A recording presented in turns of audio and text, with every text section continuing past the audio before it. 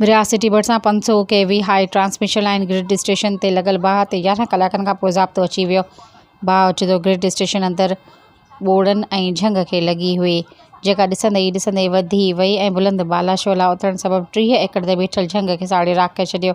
बाहि लॻण वाक़े बाबति फौरी तौर ते ग्रिड इंचार्ज STO अनीसुर-रहमान मैसर STO अब्दुल सत्तार मेमण पारां खयल फौरी हिफ़ाज़ती क़दमनि सबबि ग्रिड स्टेशन खे नुक़सान थियण खां बचायो वियो। बाहि ते कंट्रोल करण लाइ नौशो फिरोज़, नवाबशाह, दादू ऐं खैरपुर ज़िलनि जे मुख़्तलिफ़ शहरनि मां 10,000 खां वधीक फायर ब्रिगेड गाॾियूं ऐं फायर फाइटरनि बाहि विसाइण में मदद कई।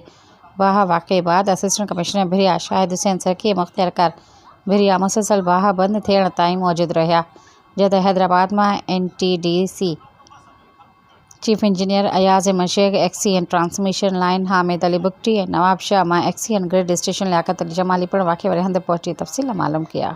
सब्सक्राइब कयो अवामी न्यूज़ HD खे ऐं ताज़ा तरीन ख़बरुनि लाइ ॾिसंदा रहो अवामी न्यूज़ HD।